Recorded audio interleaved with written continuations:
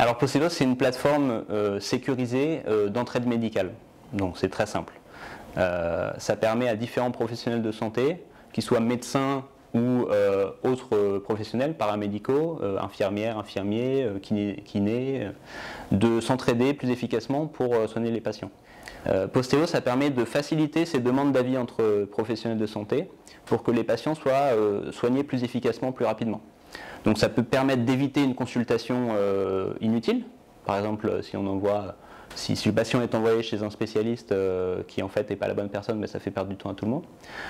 Ça peut aiguiller plus rapidement vers le bon diagnostic, vers le bon traitement. Et donc globalement, faire gagner du temps à tout le monde et puis aussi faire peut-être gagner de l'argent à l'assurance maladie parce qu'on va éviter des actes inutiles. On va éviter des transports, on va éviter peut-être des hospitalisations. Et dès qu'on fait éviter ce genre de choses, on fait gagner de l'argent à l'assurance maladie. Pour garantir la sécurité des données sur la plateforme, on respecte déjà la réglementation française qui est extrêmement riche en la matière. Donc on est hébergé chez un hébergeur de données de santé agréé par le ministère de la Santé. Et ensuite on fait du chiffrement du terminal de l'usager à nos serveurs. Sur nos serveurs, les données sont chiffrées. Et puis c'est aussi par les règles qu'on se donne nous, qu'on sécurise les données. C'est-à-dire qu'on s'interdit tout échange de données à des tiers sans avoir l'accord des personnes concernées. On a créé l'entreprise au début 2018.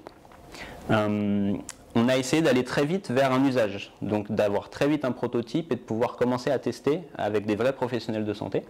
Et on a lancé la plateforme en mai 2018 avec un petit groupe de médecins libéraux qui travaillaient déjà ensemble et qui cherchaient un outil de coordination, un outil de travail.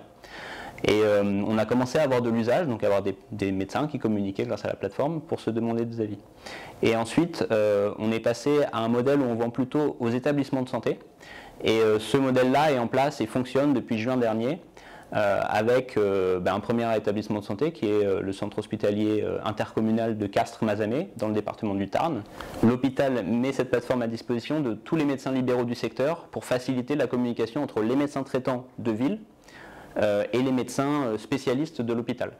Donc ça permet cet aller-retour entre médecine de ville et médecine d'hôpital qui permet vraiment de rajouter de la fluidité dans le système de santé et de mieux communiquer entre ces deux mondes qui sont assez cloisonnés historiquement et qui essaient de mieux travailler ensemble. Alors aujourd'hui, la réglementation sur la téléexpertise, elle a évolué assez récemment. Le PLFS, le projet de loi de financement de la sécurité sociale 2018, a ouvert vraiment la téléexpertise en faisant rentrer dans le droit commun téléconsultation, téléexpertise et certains éléments de télésurveillance. Et pour la téléexpertise, c'est en vigueur vraiment dans le concret depuis février dernier, depuis février 2019. Donc ça se débloque maintenant et on a des premiers usages qui commencent à augmenter. Avec un décalage par rapport à la téléconsultation qui est rentré en vigueur à peu près un an plus tôt. Alors notre plateforme, ce n'est pas une solution aux déserts médicaux, mais c'est un élément de réponse pour aider dans ce contexte extrêmement tendu de la désertification médicale.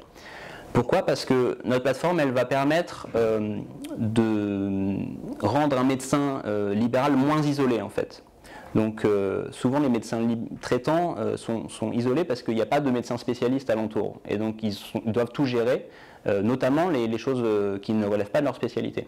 Avec Postelos, ces médecins vont pouvoir demander un avis à l'hôpital le plus proche, qui est parfois assez loin, et donc avoir un élément de réponse très rapide pour traiter efficacement leurs patients sans l'envoyer à l'hôpital. La plus grosse difficulté, c'est d'abord de rentrer dans le secteur de la santé, qui est très contraint, très lié à la réglementation, où il y a des gros acteurs qui sont implantés, et donc il faut vraiment montrer patte blanche, mais pas une fois, il faut montrer patte blanche une fois, puis une deuxième fois, puis une troisième fois. Donc c'est assez difficile de se créer une crédibilité dans ce secteur, sachant que nous, moi et mon associé, on est relativement jeunes. Mon associé avait une vraie expérience dans les hôpitaux, mais on n'était pas éditeur logiciel avant, donc voilà, il a fallu se créer cette crédibilité. Et après, la création d'entreprise, c'est compliqué tous les jours, mais bon, on a fini pour ça, donc on y va, quoi.